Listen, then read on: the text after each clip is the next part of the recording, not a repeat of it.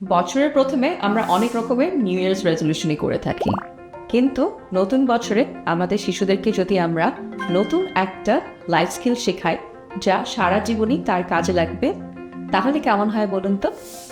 আজকের ভিডিওতে আমরা কথা বলবো কিভাবে আমাদের শিশুদের সাথে মানি ম্যানেজমেন্ট নিয়ে আলোচনা করা যায়, যাতে খুব ছোট বয়স থেকেই তারা টাকার মূল্য বুঝে এবং আজীবনই ভালোভাবে টাকা ম্যানেজ করতে শিখে। বাজারে যাওয়ার সময় শিশুকে সাথে করে নিয়ে যান, তাকে শেখান একটা নির্দিষ্ট বাজেটের মধ্যে কিভাবে প্রয়োজনীয় সব কিছু কেনা যায়। শিশু যদি একটু বড় হয় তাহলে তার হাতে টাকা দিই কিছু প্রয়োজনীয় জিনিস কেনার জন্য, আর আপনি পাশে থাকুন দেখতে যে সে কীভাবে কাজটা করে। প্রথমে হয়তো সে কিছু ভুল করবে, কিন্তু এরকম ভুল করতে করতেই একসময় শিখেও যাবে। আমার ছোটবেলায় আমি মাটির ব্যাংকে টাকা জমাতাম, আপনারাও হয়তো এরকম জমিয়েছেন। আপনার শিশুকে একটা পিগি ব্যাংক কিনে দিন, যেখানে সে প্রতিদিনই 2 টাকা 5 টাকা করে জমাতে পারবে এবং মাসের শেষে গুনে দেখতে পারবে কত টাকা তার জমা হয়েছে। এভাবেই কিন্তু তার মাঝে আপনি প্ল্যান করে দিতে পারেন সেভিংসের আইডিয়া। আপনার শিশুকে একটা ব্যাংক অ্যাকাউন্ট খুলে দিন। এখন শিশুদের জন্য সেভিংস স্কিম খোলা খুব সহজ হয়ে গেছে। যখনই তারা কোনো টাকা পাবে, জন্মদিনে, ঈদে, পূজায় বা কোনো পালা পার্বণে, ব্যাংক অ্যাকাউন্টে জমা করুন। তাহলে দেখবে তারা বড় হতে হতে একটা বেশ ভালো অ্যামাউন্ট জমা হয়ে গেছে, যেটা তারা পরে এডুকেশনে বা অন্য কোনো বিশেষ প্রয়োজনে খরচ করতে পারবে। আর একটা বুদ্ধি হলো বাড়ির বিভিন্ন কাজের জন্য আপনার শিশুকে অ্যাসাইন করা এবং তাকে একটা অ্যালাউয়েন্স দেওয়া।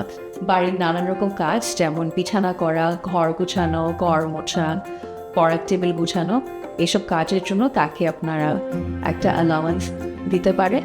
আর এই অ্যালাউয়েন্স পেলে সে খুব ছোটোবেলা থেকেই শ্রমের মূল্য বুঝতে শিখবে। ওয়ান্ট আর নিডের ডিফারেন্সটা বুঝতে পারা খুবই জরুরি। কাজেই আপনার শিশু যদি আপনার কাছে কিছু চেয়ে থাকে, তার সাথে খোলাখুলি আলোচনা করুন, এটা বুঝতে যে কোনটা তার ওয়ান্ট আর কোনটা তার নিড। এতে করে খুব ছোটোবেলা থেকেই শিশু মানি ম্যানেজমেন্টে দক্ষ হয়ে উঠবে আর অপচয় করবে না।